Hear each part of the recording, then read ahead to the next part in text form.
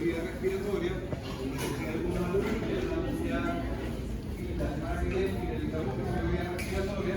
Después de fisiología respiratoria tendríamos creo que una clase adicional de hemostasia, que es lo que sería el segundo módulo. ¿Okay? Le digo todo esto para que vayan sacando cuenta de cuánto tiempo tiene para procesar el paciente. Ya todos deberían haber estudiado todo lo que representa fisiología cardiovascular. Tener todo eso listo. ¿Okay?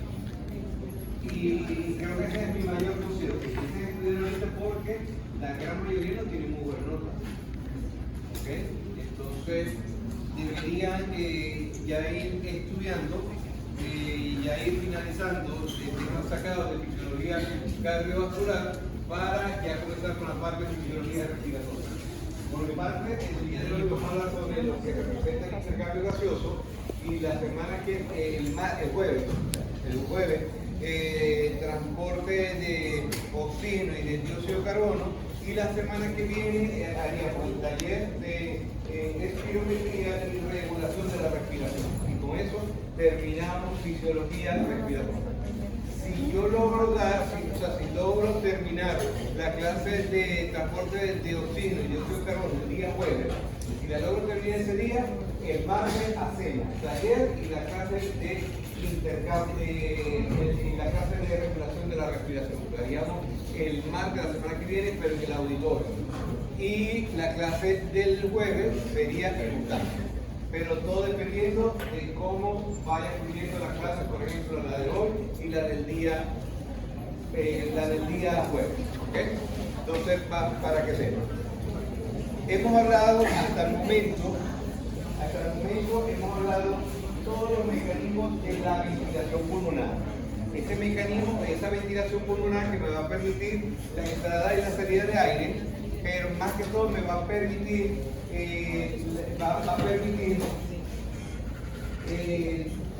eliminar el dióxido de carbono que se ha producido a nivel celular y va a permitir que el oxígeno pueda llegar a las zonas de intercambio o a la zona de intercambio para que se pueda difundir y ser transportada hacia todos los tejidos. Habíamos hablado de los distintos músculos, cómo se produce ese proceso de la ventilación, habíamos hablado sobre las capacidades y los volúmenes pulmonares y hablamos sobre la presión alveolar también. La presión es una presión interna, la presión que se encuentra a nivel del alvéolo o de esa zona también del intercambio gaseoso, y que eso es fundamental para que se produzca el intercambio gaseoso.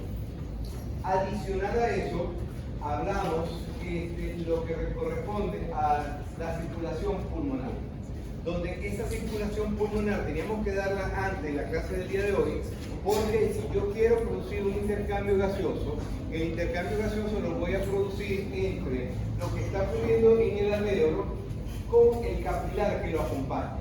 Tiene que darse, eso es lo que se va a intercambiar.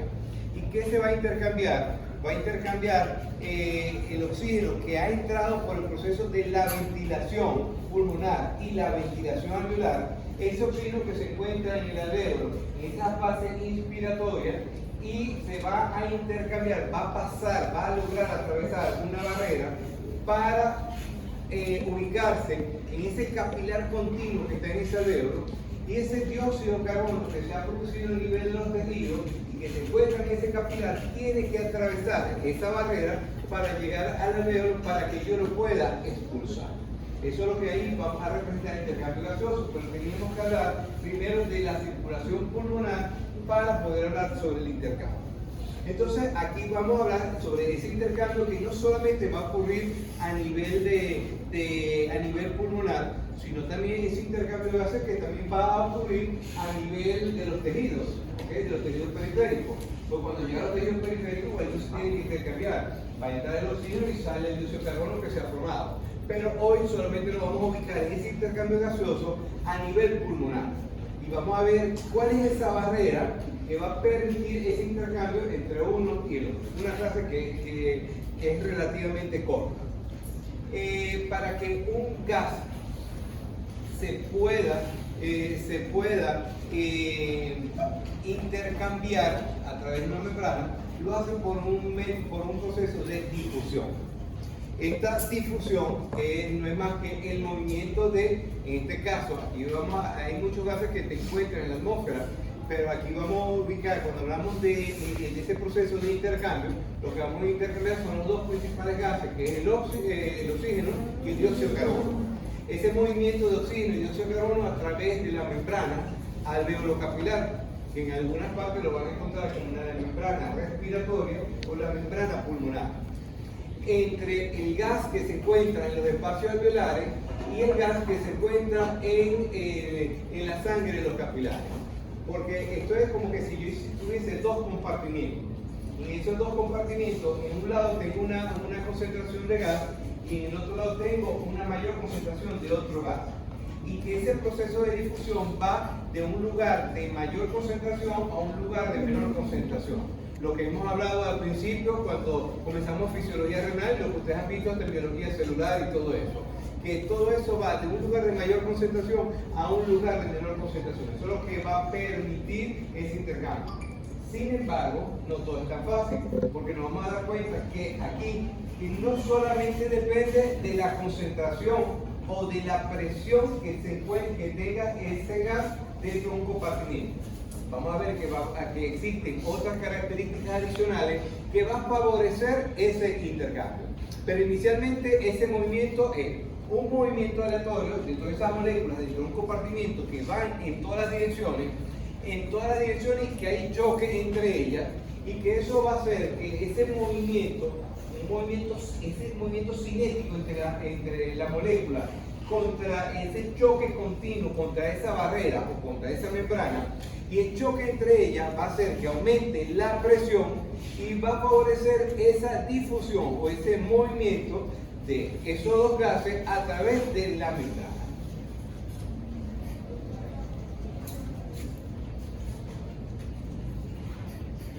La difusión de los gases, la difusión neta de un gas se produce por la diferencia de concentración. Es decir, un gas que va de un gas o una molécula que va de un lugar de mayor concentración a menor concentración, no va a ser en direcciones opuestas. Si un gas que está situado en una cámara o en una solución frente a una elevada concentración en un extremo de la cámara y una baja concentración en el otro extremo, se produce difusión neta del gas de la zona de alta concentración a la zona de baja concentración. Aquí tenemos esta figura donde esta primera imagen que estoy dibujando acá, que viene por acá, esto representa un alveolo. Y esta imagen acá, en forma cilíndrica, representa el capilar que va acompañando ese alveolo. Ese capilar que se va acercando, se va a poner en contacto con el alveolo, ¿qué sangre lleva? ¿Sangre venosa o sangre oxigenada? ¿Sangre desoxigenada o sangre oxigenada? Lleva sangre parcialmente desoxigenada, ¿okay? Entonces tiene mayor concentración de CO2. Entonces vemos que en el alveolo hay mayor concentración de oxígeno. Cuando yo hago esto, en la inspiración, trato de renovar una cierta cantidad del aire alveolar, trato de modificar y mantener las concentraciones altas de oxígeno, la presión de parcial de oxígeno dentro del alveolo, y esa diferencia de presión de que aquí en el alveolo exista mayor cantidad de oxígeno y en el capilar exista una menor cantidad de oxígeno, porque una sangre desoxigenada, una sangre donde hay poco oxígeno pero mayor concentración de dióxido de carbono. Entonces aquí también tenemos, en esta zona alveolar, hay también concentración de dióxido de carbono. Si yo les digo en valores, por ejemplo, cuando llega el capilar junto con el alveolo, aquí vamos a tener que la sangre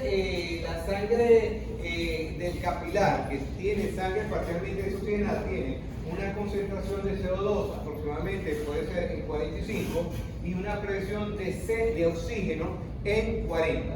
Pero en el alveolo la concentración de oxígeno es de 104 y la concentración de dióxido de carbono es 40.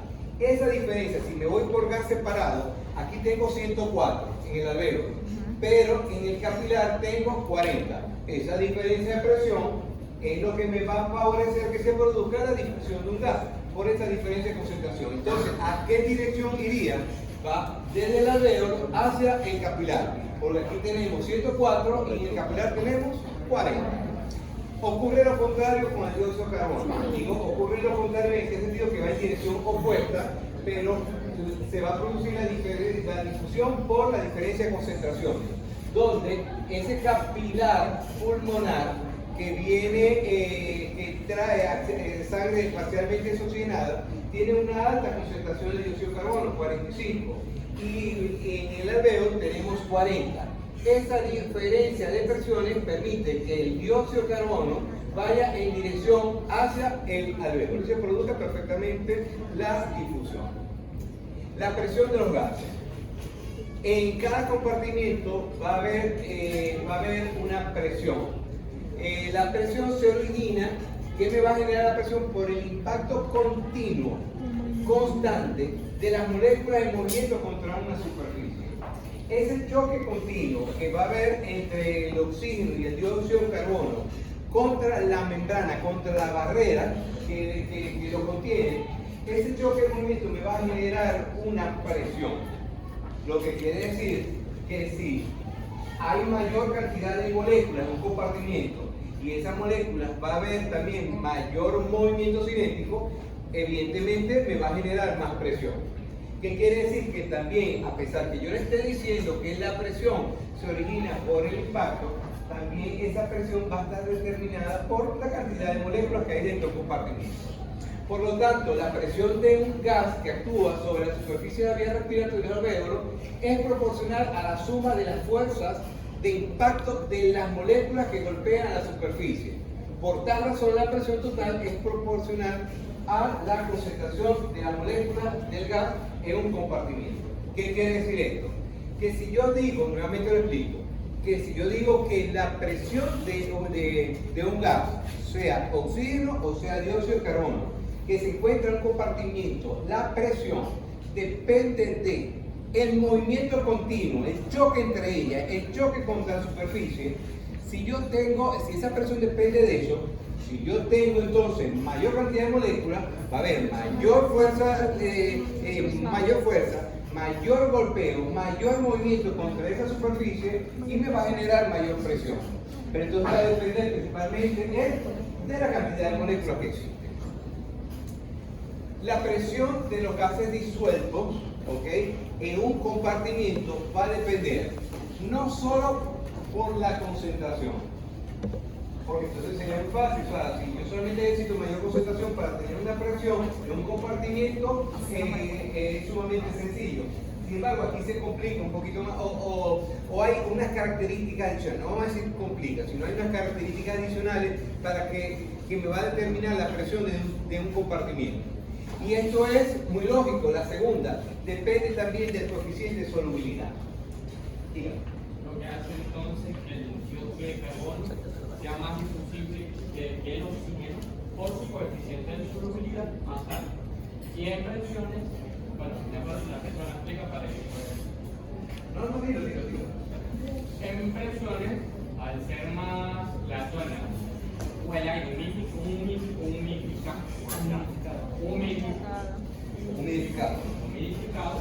aumentaría también su difusión.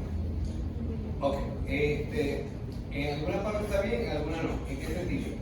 Y vamos bastante bien cuando decimos de que cuando nosotros vemos los coeficientes de solubilidad de distintos gases, todos esos coeficientes de solubilidad, el que es más difusible a través de una membrana, ya el que es más soluble, que se puede atravesar fácilmente la membrana, es el CO2. Es una de las características que tiene el CO2. Ya sabemos que el CO2 es un liposoluble y se puede difundir a través de una membrana fácilmente.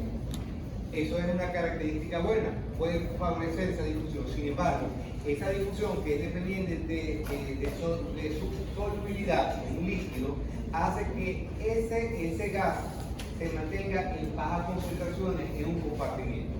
Porque como se difunde fácilmente, entonces voy a tener menor cantidad de moléculas, menor cantidad de gas dentro de un compartimiento.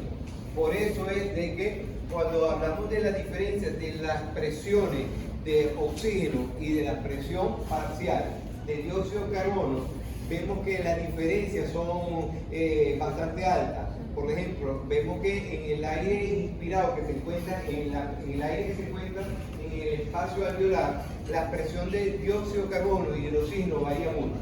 Vemos que a nivel alveolar la presión de oxígeno dentro del alveolo es de 104, pero vemos que la presión de dióxido de carbono es de 40. ¿Pero por qué disminuye? Porque hay una diferencia importante. Porque el dióxido de carbono se disuelve, puede atravesar rápidamente la membrana, donde tenemos entonces menor cantidad de moléculas porque se difunde fácilmente y me genera menos golpes, menos movimiento sobre la superficie y me genera menos presión. Pero ahí depende de que, porque como es más soluble, me disminuye la cantidad y me va a disminuir la presión. ¿Entendieron eso? ¿Ok? O sea que no solamente depende de la concentración, porque a mayor concentración va a haber mayor movimiento y mayor presión. Pero si el gas se difunde fácilmente a través de una membrana, me va a caer de una vez la presión. Entonces también depende de su solubilidad. Aquellas moléculas de gas que fácilmente se disuelven no producen un exceso de presión. ¿Cómo ocurre con el dióxido de carbono? Pues como puede atravesar fácilmente una membrana, no lo vamos a encontrar en altas concentraciones, en un compartimiento donde sus paredes permiten el paso fácil de ese gas. Aquellas moléculas que son repelidas por el agua, ¿ok?, no se disuelven y desarrollan presiones excesivas con muchas menos moléculas disueltas. ¿Ok? Es decir, que simplemente por no tener mucha solubilidad, pero puede tener menos cantidad de moléculas con respecto al dióxido de carbono, que fácilmente puede ser deducible, entonces al tener menos concentración, igualito, hay mayor movimiento, me genera mayor presión. ¿Ok? Simplemente determinado por la solubilidad. La difusión de un gas a través de los líquidos depende mucho de la diferencia de presión. ¿Qué es lo que me va a permitir que un gas pueda atravesar a través de una barrera? Depende de la diferencia de presión. Es decir, para que un gas pueda atravesar una barrera, tiene que ser de un lugar de mayor concentración o un lugar de menor concentración. Esa diferencia de presión es lo que me va a permitir que un gas se pueda difundir de un lugar al otro. Sin embargo, además de esa diferencia de presión, que ya sabemos de qué depende la presión, depende no solamente de su concentración, sino también depende de su solubilidad. Esa diferencia de presión depende también de la solubilidad del gas de un líquido. Se va a difundir fácilmente un gas que atraviesa fácilmente una barrera, una membrana, se difunde más rápido que aquellos gases que no lo producen. También depende del área transversal del líquido, ¿ok? Ese área transversal del líquido es como, lo explico de esta manera. El área transversal es como, aquí estamos en un salón de clase. Si yo abro esa puerta que tengo aquí de este lado, aquí pueden salir al momento 5 personas, 5 estudiantes, constantemente 5 estudiantes. Pero si yo aumento el área transversal de eso, ¿cómo lo voy a aumentar? Abriendo esa puerta, entonces el espacio por donde va a salir esa cantidad de estudiantes va a ser mayor. Porque entonces ese espacio se agiganta, entonces ya estoy abriendo, de ahí van a salir 5 y 5. O sea que al mismo momento van a estar saliendo 10 estudiantes como si yo hubiese abierto una sola puerta. Eso es aumentar el área transversal, el camino por donde estoy abriendo como más compuerta para donde pueda atravesar mayor molécula. Eso se representa lo que sería el área transversal del líquido. Es distinto que yo pueda decir, ¿cuántos estudiantes vamos a pasar por este cuadrado? Aquí solamente podemos pasar 1 y 2. Y si son muy gorditos, 1 solo. Pero si yo aumento el área transversal, que serían 3 cuadros, entonces ¿cuántos estudiantes podemos atravesar este lado? Podemos atravesar 6, entonces aumentamos y favorecemos entonces más la difusión. ¿Ok? ¿Entendido eso? Tercero, la distancia a recorrer. La distancia a recorrer. Hay membranas que pueden tener que tienen un grosor muy finito, ¿ok? Y esas, evidentemente, como son muy pequeñas, muy finitas, pueden atravesar fácilmente, el gas puede atravesar fácilmente una membrana fina. Pero cuando esa membrana aumenta su distancia en condiciones patológicas, entonces el gas tiene que recorrer un camino mucho más largo, ¿ok? Mucho más largo. Si yo digo, bueno, vamos a hacer una competencia, vamos a ver quién llega más rápido, al aula 13, que está aquí al lado, o al aula 10. ¿Cuál es la distancia más corta que tenemos? El aula 13, o sea que si los estudiantes los que van a llegar más rápido y van a atravesar este recorrido son los que van a llegar al aula 13. Ah, ¿pero por qué? Porque el recorrido, el camino, la distancia a recorrer al aula 10 es mucho más larga. Entonces, ¿quién atraviesa más rápido ese camino? ¿Los que van para el aula 13 o para el aula 10? Los que van para el aula 13. Entonces, esos son los que atraviesan más rápido ese camino. Pero eso yo se lo digo en condiciones normales, depende de eso, de la distancia a recorrer. Pero hay situaciones donde esa distancia a recorrer puede ser mucho mayor. Por ejemplo, en pacientes, estamos hablando de la distancia a recorrer en la difusión de un gas. Ya yo voy a colocar un ejemplo práctico. En la difusión de un gas a través del alvéolo con el capilar, ¿ok? Atravesando la membrana alveolo-capilar con la membrana respiratoria. En condiciones patológicas, pacientes que hacen edema agudo del pulmón, que lo vimos en la clase pasada. En el edema agudo del pulmón, lo voy a llevar a ese edema agudo del pulmón. El paciente tiene una presión de la aurícula izquierda inicialmente ¿en cuánto?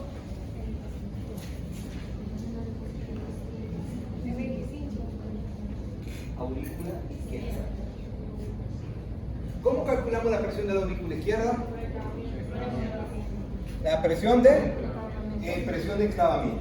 Por medio de la presión de enclavamiento podemos calcular la presión de la aurícula izquierda, que aproximadamente es de 0 a 5 con un promedio de 2 a 3 milímetros de mercurio. Hemos dicho que es una presión baja, pero que cuando hay una falla del corazón izquierdo, una falla de su función como bomba, empieza a aumentar la presión de forma retrógrada. Y empieza a aumentar la presión, y cuando supera esa presión por encima de 7 milímetros de mercurio, comienza a aumentar todo lo que representa la presión del sistema de las venas pulmonares, hasta transmitirse toda esa presión, cuando sigue aumentando, a la presión de los capilares pulmonares. ¿Cuál es la presión de los capilares pulmonares? Lo vimos en la clase pasada. ¿Cuál es la presión de los capilares pulmonares? 7. Sabía que lo sabía. Esa presión de los capilares pulmonares, cuando se supera esa presión de los capilares pulmonares, ¿qué pasa con esa presión de los capilares pulmonares? Cuando aumenta, empieza a salir líquido, ¿cierto? Y ese líquido se empieza a acumular ¿dónde inicialmente? En el intersticio. Y después, cuando empieza a aumentar mucho la cantidad de líquido del intersticio, ¿pasa hacia dónde? ¿Hacia dónde? No, porque el líquido viene del capilar. Hacia el alvéolo y me inunda de líquido en los alvéolos, ¿okay? Pero cuando ese proceso se está ocurriendo y empieza a aumentar la cantidad de líquido en el intersticio, imagínense en ese intersticio, que es el espacio que me separa el capilar del alvéolo, yo lo estoy llenando de líquido, ¿cómo creen ustedes que está esa distancia a recorrer de un gas? Aumentó porque se llenó de líquido. O por ejemplo, podemos ver en aquellas enfermedades como fibrosis pulmonar, donde me genera una fibrosis allí, me debe haber engrosamiento de esa membrana. La distancia a recorrer en ese momento es mucho mayor y me va a afectar la difusión neta de un gas. ¿Entendido? Sí. También depende del peso molecular del gas. Depende del peso molecular, que a mayor peso molecular va a ser menor la difusión de un gas. A menor peso molecular, mayor va a ser la difusión de un gas. No voy a poner el ejemplo si pongo a dos personas, una flaquita y un gordito, a correr. Pero pudiésemos pensar que pudiese ser algo muy similar, ¿ok? La solubilidad. O podemos decir que si yo tengo una puertica pequeñita y tengo personas un poquito con mayor peso, otras personas con menor peso, ¿quiénes son las que van a atravesar fácilmente por esa puerta? Los que tienen lo de menor peso, que pueden atravesar perfectamente en una puerta. Los otros no. Entonces, eso pudiese ser algo bastante similar. Y con respecto a la temperatura, a mayores temperaturas, mayor va a ser el movimiento cinético, mayor va a generar la presión y va a favorecer ese movimiento, esa difusión de un gas al otro. A menor temperatura ocurre lo contrario. O sea que las temperaturas mayores, las temperaturas altas de un líquido, me va a favorecer la difusión de un gas. Aquí tenemos algunas presiones.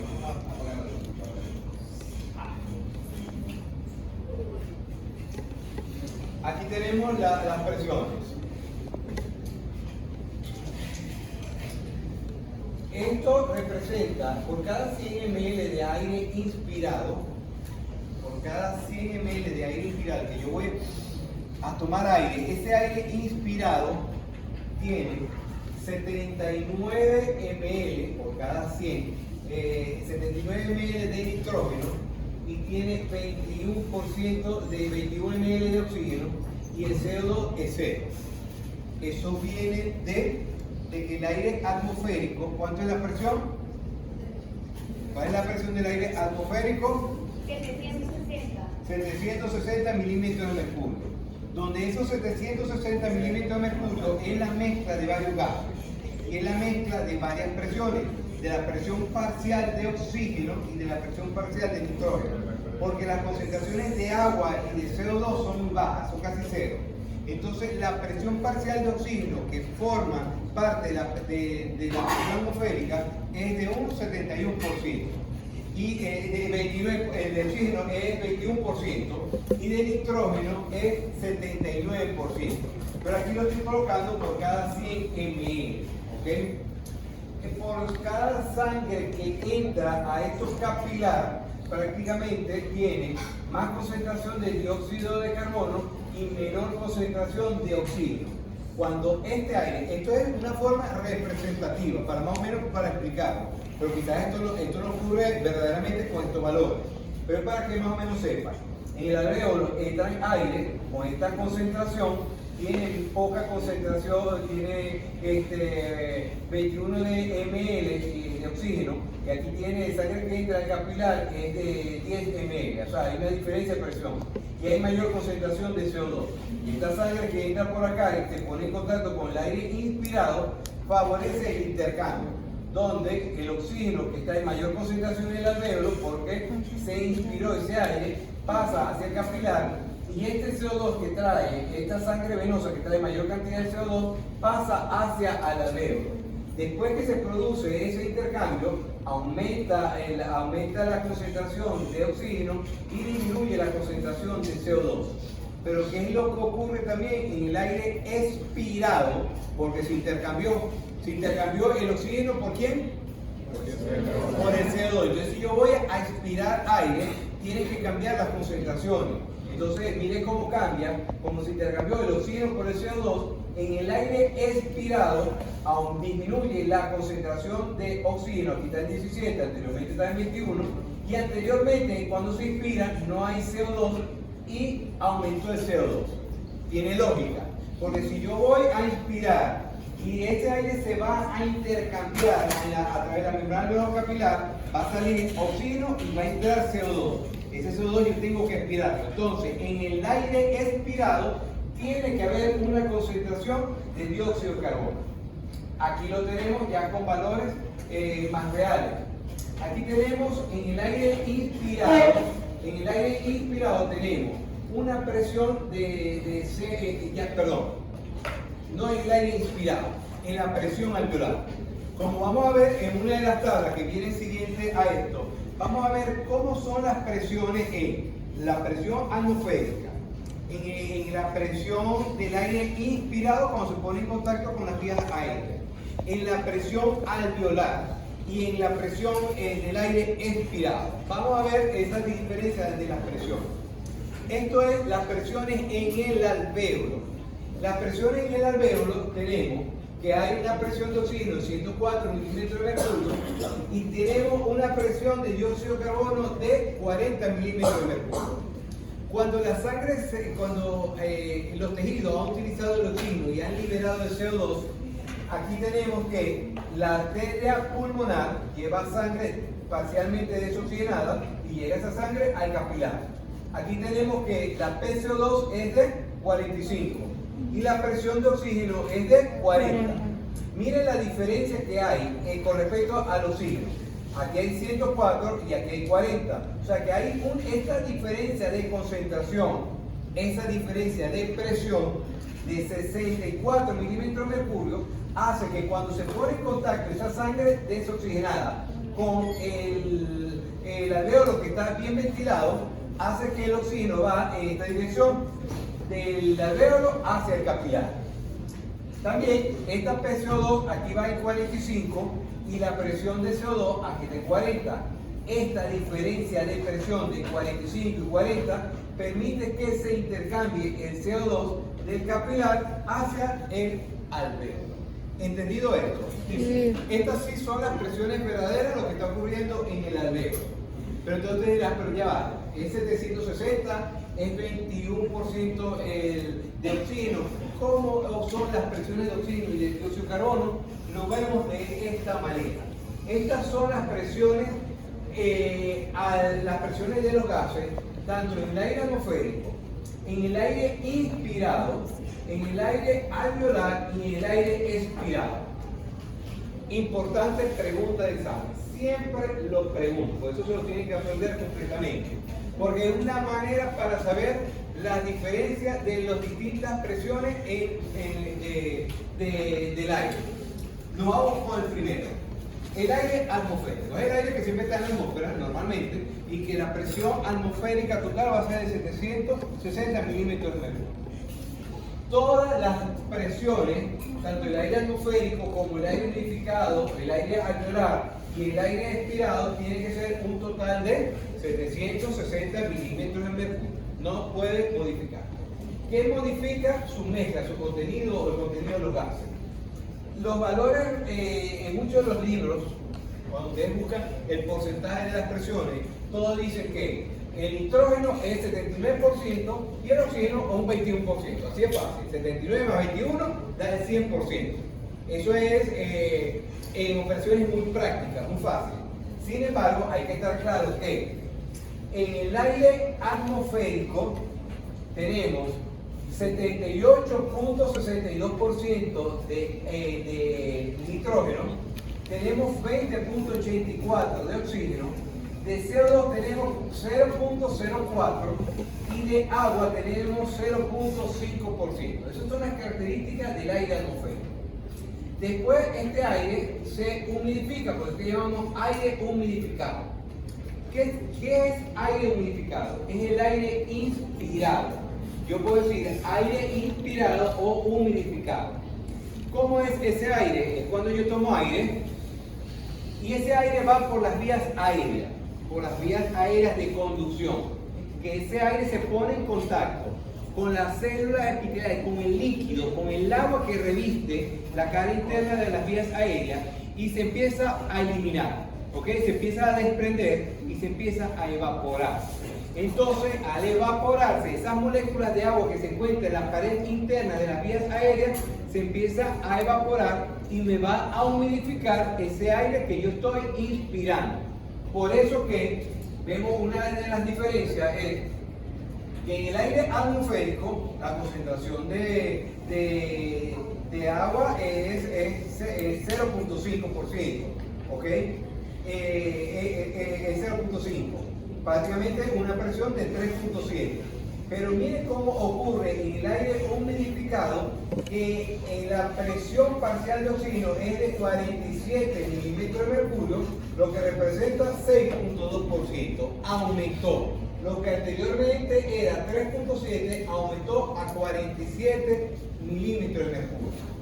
Tenemos el CO2 que prácticamente se mantiene igual. 0.3 a 0.3, no hubo modificación. Pero si vemos que 3.7 era de agua y ahora es 47, si yo sumo todo lo que anteriormente estaba del oxígeno y del nitrógeno, me da más de 760. Pero ¿por qué no aumenta más de 760? Porque se me diluye la concentración de oxígeno.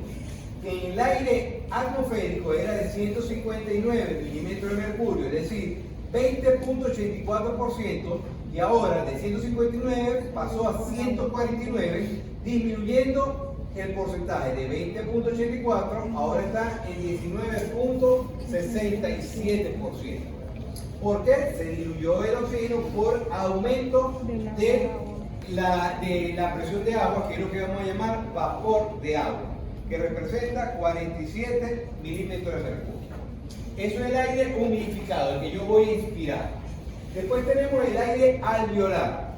El aire alveolar es el que es distinto al aire inspirado, porque es el aire que se encuentra dentro del alveolo.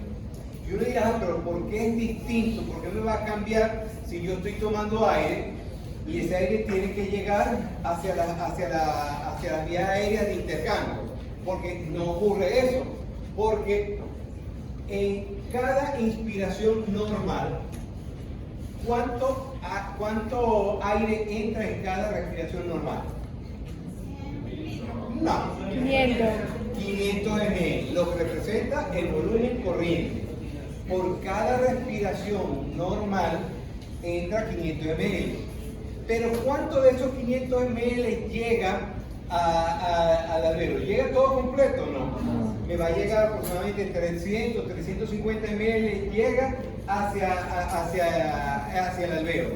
Entonces no me reemplaza, eso hay que estar claro, que no me reemplaza por cada respiración, es que yo no voy a renovar 100% el aire alveolar. No, va a haber siempre una mezcla de ese aire nuevo con el aire que se encuentra a nivel del alveolo. Entonces, en las presiones parciales de los gases a nivel alveolar, entonces tenemos que el nitrógeno, que anteriormente estaba en 597 y se fue modificando cuando se humidifica, ya aquí en la presión alveolar es de 56.9, que representa 74.9%. El oxígeno, que venía de 159 en el aire atmosférico, 149.3 en el aire inspirado o humidificado, llega a tener 104 en el aire alveolar, que representa 13.6%. ¿Por qué disminuye este valor? Porque recuerden que ahí se pone en contacto con el CO2 que se está intercambiando. Y aquí tenemos presión de CO2, que en el aire atmosférico y en el aire humidificado no teníamos. Entonces aquí tenemos 40 milímetros de mercurio de CO2 en el aire alveolar, y que representa un 5.3%. Y tenemos el vapor de agua o la presión de agua, que es los 47 milímetros de mercurio, que no se modifica. Esto es aire alveolar. Aquí tenemos el aire expirado. Ese sí es el aire que yo voy a eliminar. Ese aire expirado no es 100% el aire alveolar. ¿Por qué? ¿Qué opinan ustedes de ese aire expirado? Porque ahí está en contacto el que no llegó a la zona de intercambio. Entonces aquí yo voy a expirar el aire que se intercambió y el aire que se mantuvo en la zona de intercambio. Entonces cuando yo voy a hacer una expiración, la primera porción, la primera parte de la expiración va a ser prácticamente el aire que no se intercambió. Prácticamente la primera porción del aire que yo voy a expirar va a ser ¿qué tipo de esto? ¿Cuál de todos? El que yo voy a expirar al inicio, prácticamente va a ser el aire humidificado. ¿Ok? Porque empiezo a botar primero el aire que nunca se intercambió y después voy a evaluar el aire que ya he expirado, que es el que se intercambió. Entonces, ese aire expirado tiene unas características total, porque todo se une, todo se combina. Entonces, ese aire tiene 566 milímetros de mercurio de nitrógeno, de oxígeno que venía de 159, 149 y 104, llegó a 122. Pero ¿por qué aumentó si aquí se intercambió? Quiere decir que en el aire alveolar Si era 104 y se intercambió, la presión de oxígeno, por lógica, tendría que ser menor. Pero como se pone en contacto con un aire que no se intercambió de las vías aéreas, se mantiene 120 milímetros de mercurio. El CO2, que es el que yo estoy botando, dirán, yo no estoy eliminando todo el CO2, porque si estaba en 40 después que se intercambió esto, debió haber llegado a 45. Pero el aire expirado se une con el aire que no se intercambió, que se mantuvo en la vía aérea, y tiene una presión de CO2 en 27 milímetros de mercurio, y el agua mantiene siempre 47 milímetros de mercurio. Toda la sumatoria de cada una de las presiones parciales en cada aire siempre va a dar 760 milímetros de mercurio. ¿Ok? ¿Entendido esto? ¿Seguro? Sí. Las concentraciones y presión parcial de oxígeno en los alveolos. El oxígeno es continuamente absorbido a la sangre a partir de los pulmones. Mediante la ventilación favorece la renovación no completa del aire a nivel del alvéolo, y eso va a hacer que mantenga siempre las presiones de oxígeno en los alvéolos altas para que se pueda difundir hacia la sangre. Continuamente se respira el nuevo oxígeno de la atmósfera.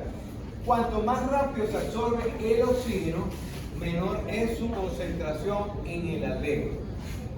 La concentración y presión parcial de oxígeno está controlada por su absorción, ¿ok? Depende de su absorción. Si se absorbe más rápido el oxígeno, va a disminuir su concentración y su presión en ese compartimiento, y depende de la entrada de nuevo oxígeno de los pulmones, ¿ok? Si yo empiezo a respirar rápidamente o hago una respiración continua, voy a mantener siempre las concentraciones y presiones de oxígeno altas dentro de los alvéolos, ¿ok? Pero si eso se absorbe más rápido, ¿ok? Por ejemplo, en ejercicio extenso, extremo, que va a haber mayor consumo, se tiene que estar absorbiendo más rápido porque hay mayor necesidad, la concentración parcial de oxígeno en el compartimiento, en el alvéolo, va a disminuir. Entonces, vuelvo a repetir. La concentración o la cantidad de gas o de oxígeno y la presión que vamos a encontrar en los alvéolos depende de dos situaciones. Depende de su absorción, mientras más rápido se absorbe, cae más rápido la concentración de oxígeno, y depende de la entrada del nuevo oxígeno a los pulmones, que al entrar rápidamente el nuevo oxígeno hace que esa caída de presión y de concentración no sea tan baja y vuelve a aumentar rápidamente. ¿De qué depende la concentración y presión parcial de dióxido de carbono en los alvéolos? El dióxido de carbono se forma continuamente en el organismo, y vamos en dirección opuesta. El CO2 se elimina continuamente de los alvéolos por la ventilación. Eso sí lo entiende, esa segunda parte sí lo entiende, ¿cierto? Lo que veíamos cuando hablamos de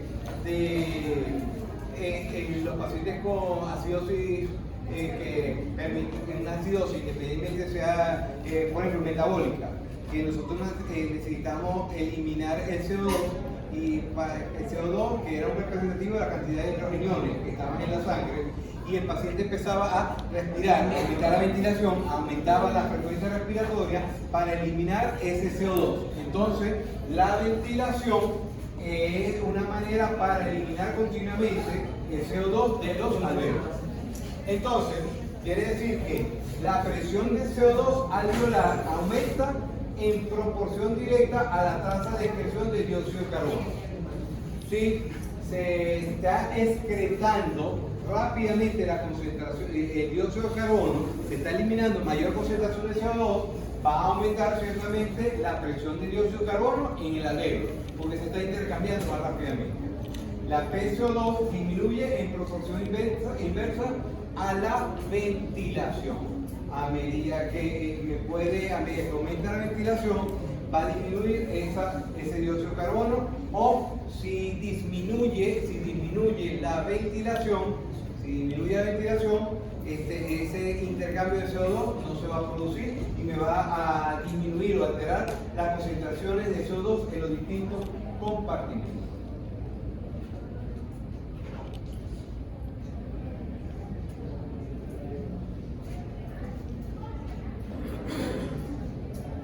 Difusión a través de la membrana alveolo-capilar. aquí vamos a ver cómo es la membrana alveolar capilar. Aquí tenemos este es la membrana, este es el alveolo, ¿ok? Y tenemos estos son los capilares que están muy pegaditos a la membrana. Y este es un eritrocito, un glóbulo rojo, ¿okay? Que se encuentra dentro de ese capilar. Se considera que los capilares están adosados y muy cerca, y forman una especie de una malla de sangre. Parece que solamente se unen unos con otros y están interconectados entre sí, que pareciera que fuese un solo capilar que baña completamente a ese alveolo. Que en algunas porciones va a haber una distancia tan mínima de 0.2 micrómetros, pero por lo general es de 0.5 o 0.6 micrómetros la distancia que hay entre el capilar y el alveolo, y que este pedacito que estamos viendo es lo que representa la membrana alveolo capilar, que está representada por lo que es la pared del alveolo, el intersticio y la pared del capilar. Esto debería ser la distancia. Pero hay distancias que son más pequeñas, y lo más pequeño y lo más unido que pueden ser una a la otra es de 0.2 micrómetros. La unidad respiratoria está compuesta por la unidad respiratoria, que es lo que llamaríamos la unidad de intercambio gaseoso. Está formada por el bronquiolo respiratorio, por los conductos alveolares, los sacos alveolares y los alveolos. Las paredes entonces son extremadamente delgadas y en su interior existe una red casi sólida de capilares que están interconectados. Esta sería la zona de intercambio. Y miren cómo están estos alveolos y los sacos alveolares, están todos como si estuviesen bañados totalmente de sangre.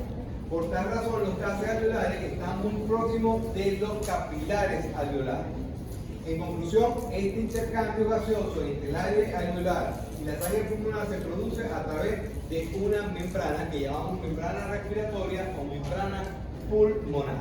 Aquí tenemos cómo la parte azul representa el sistema arterial, de la arteria pulmonar, que ya está llevando sangre hacia los capilares, y después el retorno se produce ya con sangre oxigenada, ¿okay? Y va para las venas pulmonares.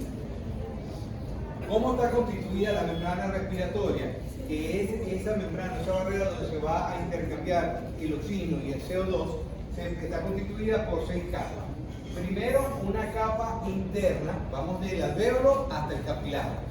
Una capa interna de líquido que reviste el alvéolo y que contiene el agente tensoactivo, el surfactante pulmonar. Que el surfactante pulmonar, la función es ¿ah?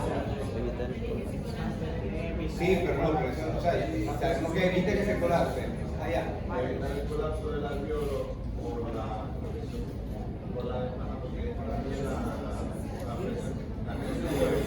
Ok, entonces la función sería disminuir la tensión superficial. Así tenemos que responder.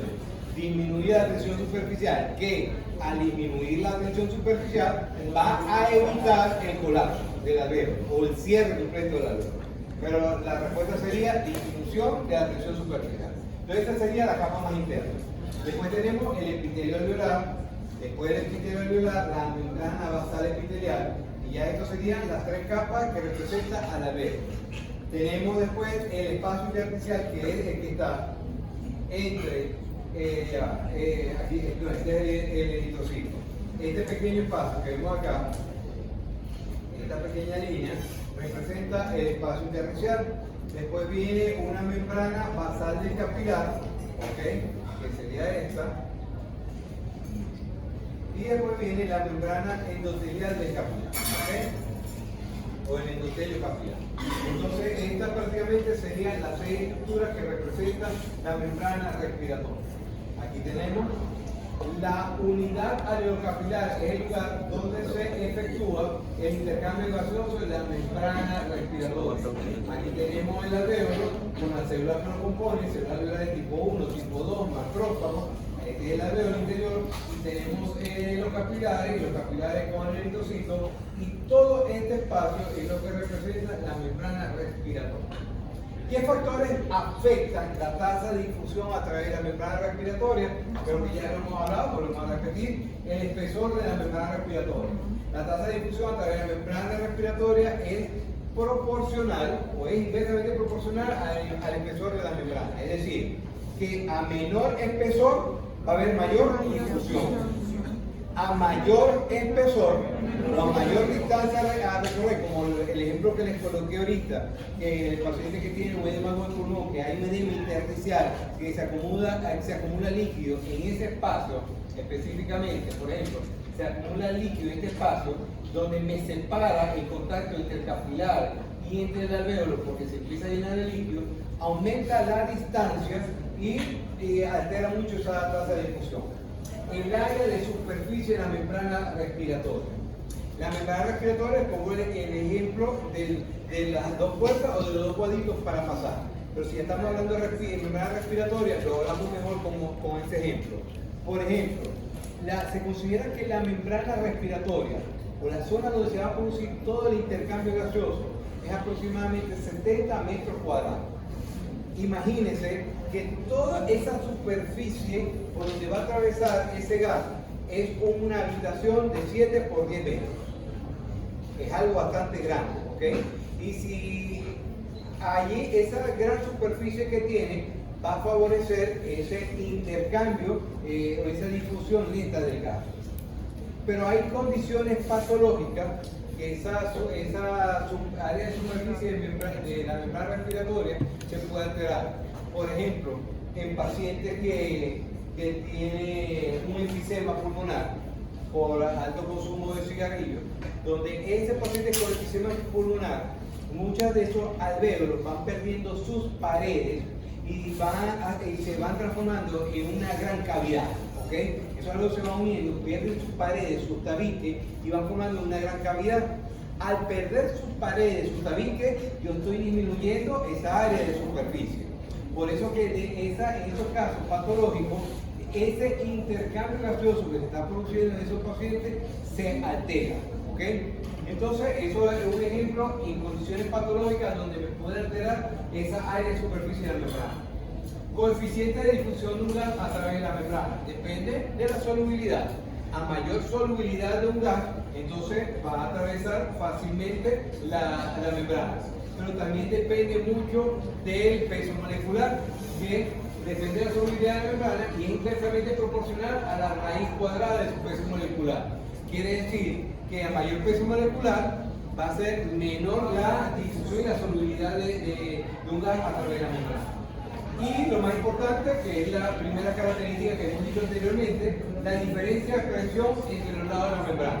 Se refiere a la diferencia de la presión parcial del gas en los alvéolos y la presión de un gas. Es decir, el gas o el movimiento a través de la membrana respiratoria va de un lugar de mayor a un lugar de menor concentración.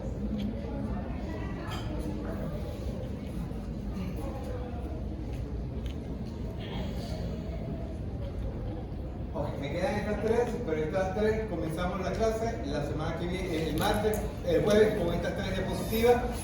Me faltan estas tres diapositivas, pero quiero explicarlas el día jueves de inicio para comenzar con la siguiente clase, que es el transporte de oxígeno y el CO2. Es una clase bastante, yo la doy práctica, me acuerdo que el año